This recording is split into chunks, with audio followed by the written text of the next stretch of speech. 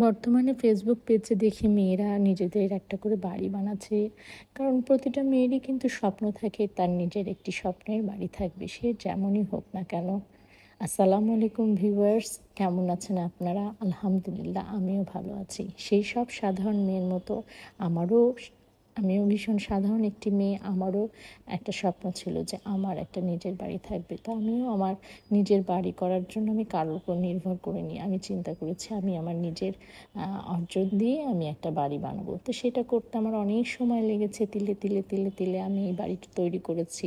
তবে বাড়ির কাজ সে কারণে আমি এখনও সম্পন্ন করতে পারিনি। বাড়ির কাজ সম্পন্ন, ডেকোরেশন, বিশেষ করে ডেকোরেশনের কাজগুলো, কিছু ডেকোরেশনের কাজ এখনও বাকি রয়েছে। তো ইনশাল্লাহ আমি করব। যেহেতু আমি চাকরিজীবী মানুষ, সেহেতু বাড়ি তৈরি করতেও আমার অনেক সময় লেগেছে। আস্তে আস্তে আমাকে কাজ আগাতে হয়েছে। তো আমার বাসার একটা বিশেষত্ব কিন্তু এটা যে আমার বাসার পুরো ইন্টেরিয়রের কাজটা কিন্তু আমি নিজে হাতে করেছি। কোথায় কোন টাইলস বসবে, কোন ফিটিংস বসবে, লাইটিং এরিয়াগুলো কেমন হবে।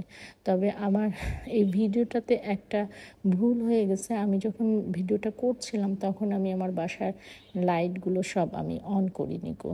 কারণ লাইটটা অন করলে আমার ডুপ্লেক্সের ভিউটা খুব সুন্দর আসে। তো একা একা নিজে করেছি তো তাড়াহুড়ো করে, সেই জন্য সবার ভিডিও দেওয়া দেখে মনে হলো যে আমিও একটু দিই আমার বাসা, যেহেতু আমিও নিজে কষ্ট করে একটা বাসা তৈরি করেছি।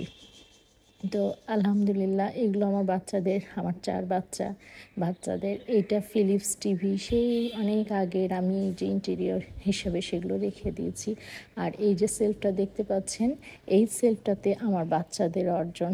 তারা বিভিন্ন খেলার প্রতিযোগিতায় যে সকল মেডেল পেয়েছে সেগুলো এবং কেডস এবং তাদেরই পুরস্কারপ্রাপ্ত বইগুলো আমি এইখানটায় রেখেছি। আর এখন যে রুমটায় ঢুকবো সেটা হচ্ছে আমার বেডরুম।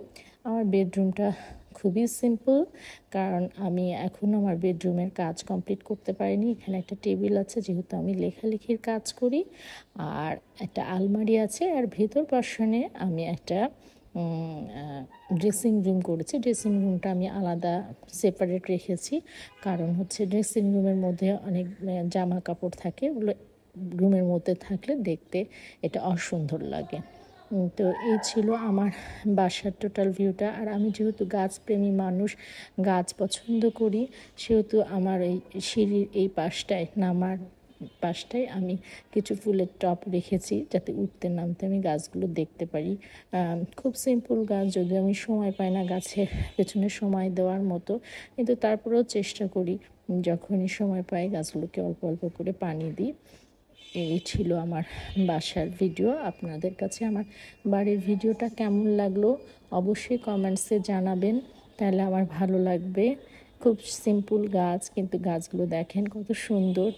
উঠানামার সময় যখন দেখি দিনের আলোতে, গাছগুলোকে ভীষণ সুন্দর লাগে। আলহামদুলিল্লাহ।